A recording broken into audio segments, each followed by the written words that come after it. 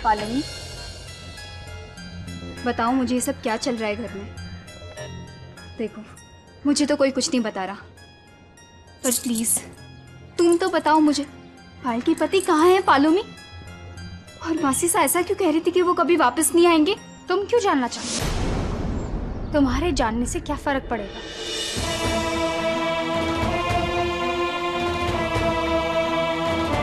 अब मैं इस परिवार का हिस्सा हूँ, इस परिवार से जुड़ी सच्चाई जानने का हक है मुझे। परिवार का हिस्सा होना और हिस्सा बनने में बहुत फर्क होता है। क्या मतलब? नहीं पालोमी, अभी इसे बताना ठीक नहीं है कि तू सब जान चुकी है। बोलो, बताओ मुझे ये सब क्या चल रहा है घर में? सोच सोच के दिमाग खराब हो रहा है मेरा। आखिर पायल के पति है कहाँ? बताओ मुझे पालोमी, प्लीज। तुम पायल के पति से मिलना चाहते हो ना? चलो मेरे साथ।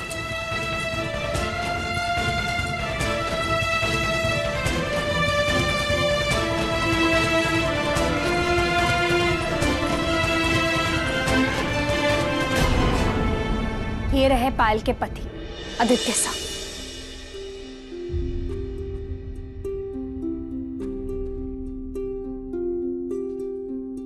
एक मिनट, मैं कुछ समझी नहीं। बहुत पहले पायल का आदित्य सा से बाल विवाह हो गया था। फिर कुछ साल बाद आदित्य सा घर छोड़कर चले गए और वापस नहीं आए। उन्हें बहुत ढूंढा लेकिन उनका कोई अता पता नहीं मिला।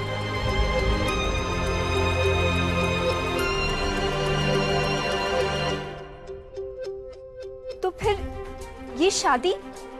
उमासा ने अपने भाई को बहुत ढूंढा पर वो कहीं नहीं मिले। आपके भाई को तो गायब हुए 4 साल बीत गए हैं। वो कहाँ है, क्यों चले गए, लौट कर क्यों नहीं आए? जिंदा है भी या मर गए? वो जिंदा है तो पायल सुहागन बन के जिए, और अगर नहीं तो उसकी विधवा बन के।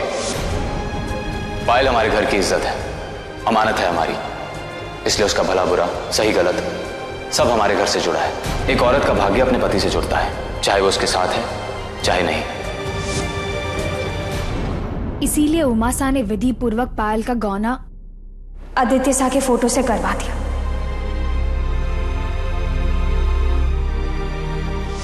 ताकि एक विवाह की मर्यादा और पवित्रता बनी रहे और उसे घर ले आए, क्योंकि धर्म के हिसाब से पायल आदित्य सा की पत्नी बन चुकी थी।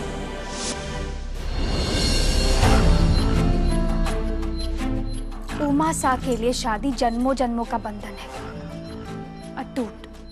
एक बार अग्नि के साथ फेरे ले लिए तो फिर जीवन भर निभाना पड़ता है दोनों को। फिर चाहे सामने इंसान हो या फिर तस्वीर, कोई फर्क नहीं पड़ता।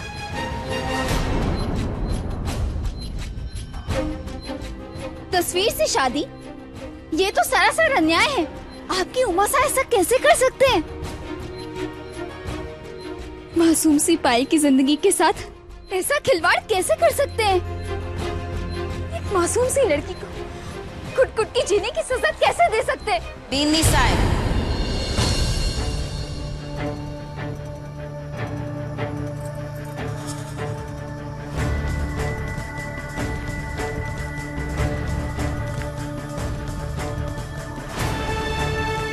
इसमें उमा का कोई दोष नहीं। हर इंसान खुद अपना भाग्य लिखवा के लावे है। घर की लुगाई के पैर में लक्ष्मी का वास हो गया। आदित्य घर से चला गया, ये पायल का भाग्य है। पर विवाह तो हुआ था ना, पत्नी धर्म तो निभाना पड़ेगा। मासीसा, औरत कोई जानवर नहीं कि उसे खूंटे से बांध दिया जाए। बाकियों की तरह भी उसके मन में जीने की इच्छाएं होती हैं, कुछ भावनाएं होती हैं। और आप एक औरत होकर दूसरी औरत के बारे में ऐसा कैसे सोच सकती हैं? और वैसे भी हमारे देश का कानून एक फोटो से हुई शादी को कभी सही नहीं मान सकता। तो आप इस शादी को कैसे सही? खबरदार बिन्नी साहब,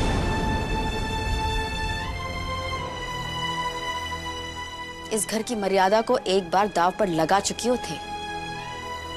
दोबारा ऐसी कोशिश भी मत करना। थारे को उमा ने अपनाया है, परिवार ने नहीं। अठे हमारे घर में रीति रिवाज धर्म के अनुसार चले, किसी कानून के अनुसार नहीं। माँ की खुशी के वास्ते हम सब के मुंह बंद हैं, पर अभी भी इस घर में बींदने का सम्मान पाना था के हाथों में है।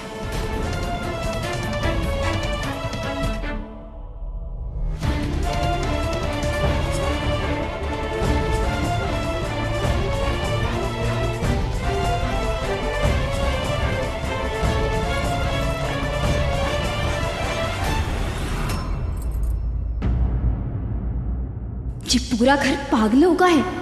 इन्होंने अपनी अलग ही दुनिया बना रखी है और इस दुनिया में भगवान बनाया गया है उस उमा को।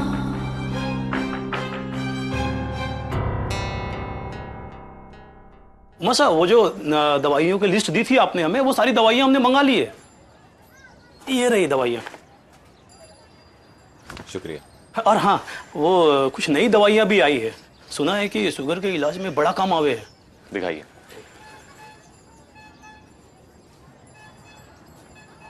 ये रही। मैंने देख के बताता हूँ आपको। चलो शेफ। दादोश ना, नई वाली दवाई और पुरानी वाली दवाइयाँ एक साथ अच्छे से नहीं घुली, तो अब क्या करेंगे? तो हम उसे इस्तेमाल नहीं करेंगे। तो दोनों भाभी साहब हमारे घर पे नई नई आई हैं, कनक भाभी साहब भी और पायल भाभी साहब भी। हमारे घर के नियम कायदा नहीं जानती, तो क्या हम उन्हें अपने परिवार से अलग कर देंगे?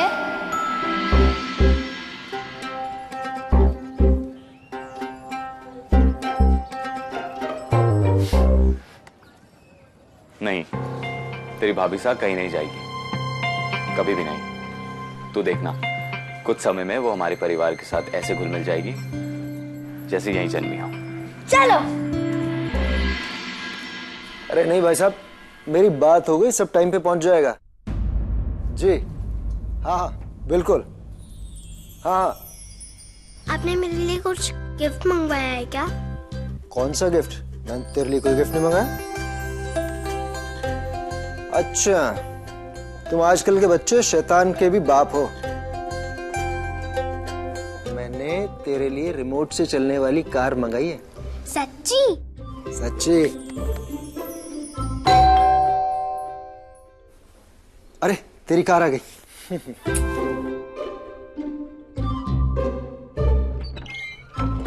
हाँ जी सर, ये आपका पार्सल है। हाँ, थैंक यू। धन्यवाद सर। चलो भाई, हम पवन की नई कार देखेंगे। अरे भाई आराम से।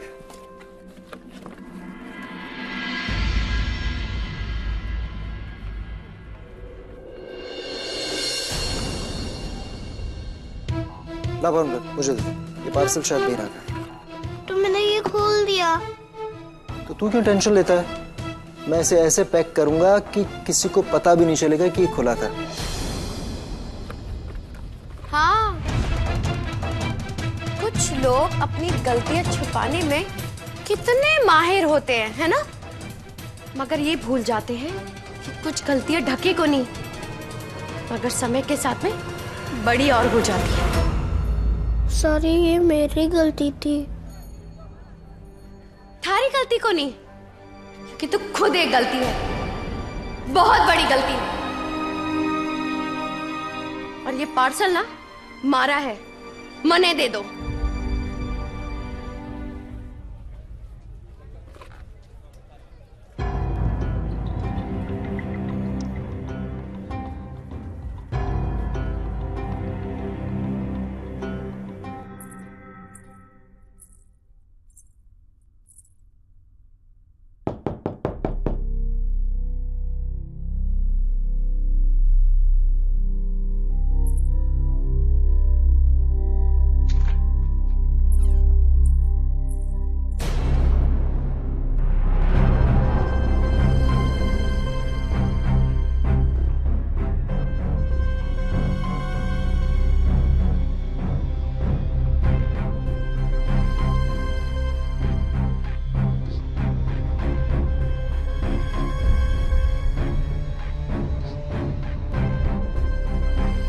पायल, ये तुम क्या कर रही हो? मुझसे बहुत बड़ा पाप हो गया जीजी। समझ नहीं आ रहा मैंने इतनी बड़ी गलती कैसे कर दी। पायल, ऐसा क्या कर दिया तुमने? ओह, तो तुम प्याज खाने की बात कर रही हो। अरे प्याज खाना कोई पाप थोड़ी ना होता है। सब्जी तो पूरा संसार खाता है, उसमें पाप कहां से हो गया? हाँ, और देखो खाने पीने के मामले में ना पसंद नापसंद देखी जाती है, पाप पुण्य नहीं। जो पसंद है खाओ, नहीं पसंद है मत खाओ।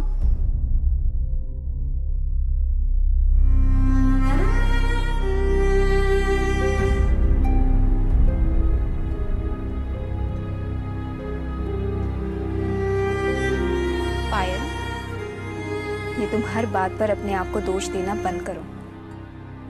आदित्य भी शादी से पहले अपनी मर्जी से चले गए थे, इसमें तुम्हारा कोई दोष नहीं है। नहीं जीजी, मासी सा ठीक कहती है। हर औरत अपना भाग्य खुद लिखवा कर आती है। उनके जाने में भी कहीं ना कहीं मेरा ही भाग्य छुपा है।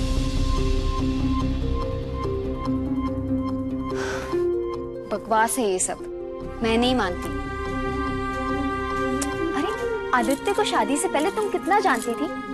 आदित्य तुम्हें कितना जानते थे? फिर आदित्य के भाग जाने में तुम्हारा हाथ कैसे हो सकता है भला?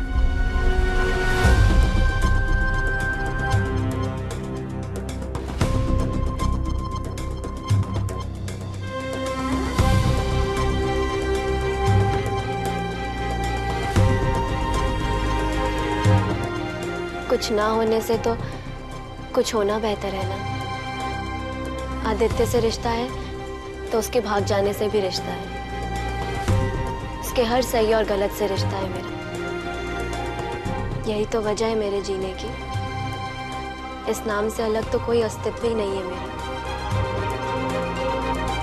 कम से कम इस नाम से जुड़ी हूँ तो एक वजह तो है, एक उम्मीद है। नहीं तो बिना वजह तो पागल ही हो जाऊंगी मैं। सही और गलत अब कुछ फर्क नहीं पड़ता, क्योंकि मेरे पास जीने के लिए एक वजह है। बस इसीलिए जी रही हूँ।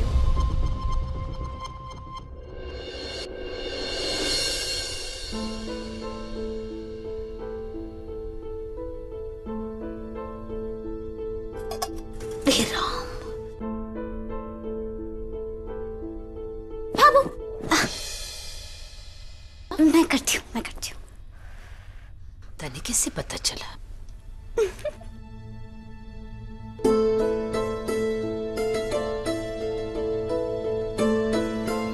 जयपुर में नई सड़कें बनाने का काम जोरों पर। जरूरत पड़ने पर नए पुल बनाए जाएंगे।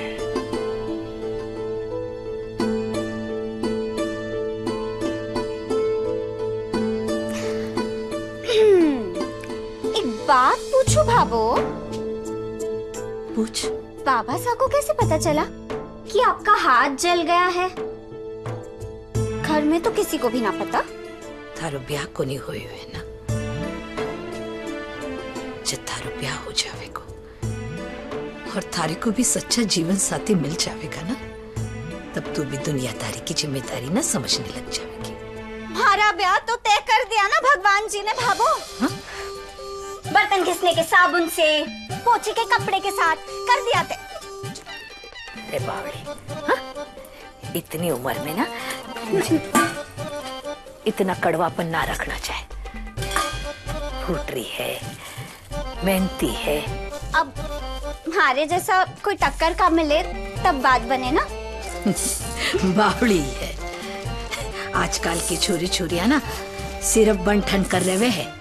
ठाकुर जी ने थारे वास्ते भी जरूर कुछ अच्छा सोच रखा होगा। तू चिंता क्यों करे? भाभो, आजकल के छोरों की सूरत ना चाहिए मने तो आपके और बाबा साहब के टाइम का दिल चाहिए, दिल। शादी के इतने समय बाद भी एक को चोट लगे तो दूजे को दर्द हो। वाह, ये हुई ना बात। घड़ी प्यारी है तू।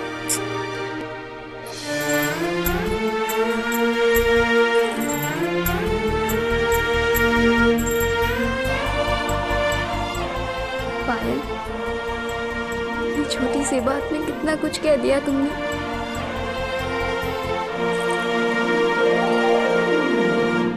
कभी कभी दूसरों को दोष देने से अच्छा है कि अपनी जिंदगी का दोष हम खुद ही उठाएं। कम से कम कुछ तो होगा जीने के लिए। वाह जीजी, आप तो मेरे दिल की बात 1 मिनट में समझ गई।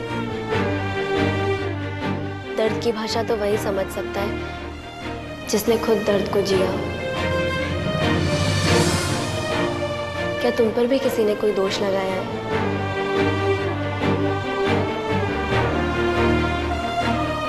कभी तुम भी किसी गलती की वजह बनी हो क्या?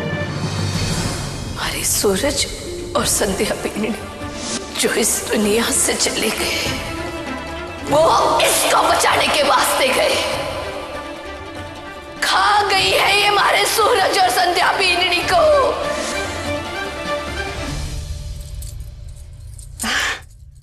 ये सब बातें छोड़ो, जल्दी से खाना खा लो, ठीक है? और ज्यादा सोचा मत करो।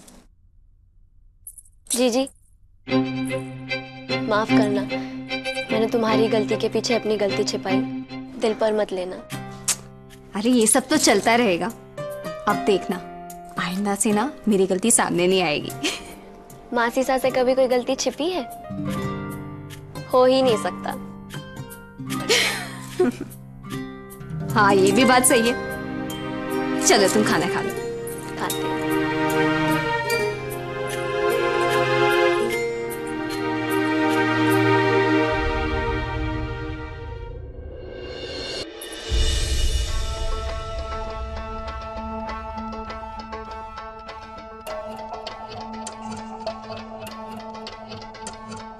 उमा शंकर, सचमुच पत्थर हो तुम, पत्थर हो तुम, पत्थर। नियम धर्म के नाम पर सिर्फ अपने मनमानी करते आए हो। अगर पत्नी के कर्मों से पति का जीवन बनता बिगड़ता है तो अपनी उल्टी गिनती शुरू समझो। पायल की एक छोटी सी गलती पर उसे इतनी बड़ी सजा दी गई है। अब मैं तुमसे तुम्हारे बनाए नियम तोड़वाऊंगी, तब देखती हूँ तुम्हें क्या सजा मिलती है और तुम कैसे निभाती हो इस सजा।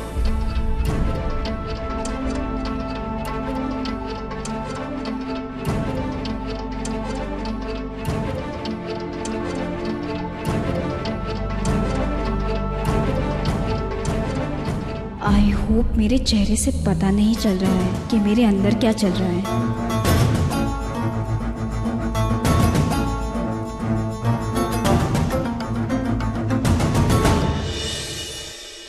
भाभी सा, मैं बता सकता हूँ कि आप अभी क्या सोच रही हैं। कि काश तुम मुझे आराम से बैठ के सब लोगों के घर के नियम बता देता और आज मुझे पर्वतासन न करना पड़ता, है ना? वैसे जितनी छोटी हाइट है तुम्हारी, उतना बड़ा दिमाग भी है। अब देखो, मुझे तो सारे नियम जानने में 3-4 जन्म तो लग ही जाएंगे मिनिमम। तो एक काम करते हैं, एक से शुरुआत करते हैं। तो बताइए, किसका नियम जानना है?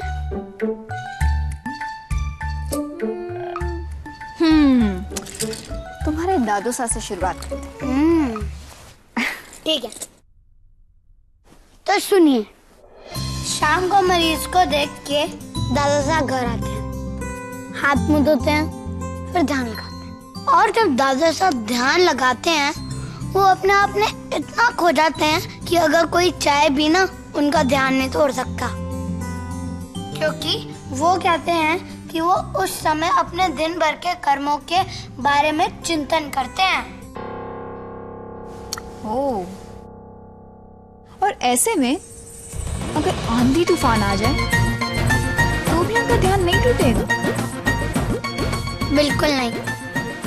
मैंने तो आज तक नहीं देखा दादू साहब का ध्यान भंग होते हुए। टूटेगा कैसे? तोड़ने वाली जो नहीं मिली। अब तो साधना हो या नियम, सब टूटेंगे लाइन से।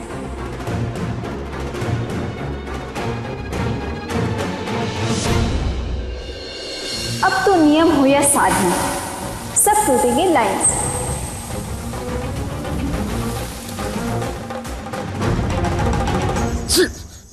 ये हुआ क्या है? कुछ नहीं मासी, साधारण सर्दी है। तुम्हारी इस छींक का कोई एक्यूप्रेशर है क्या? इधर ऐसे दबाव डालना है।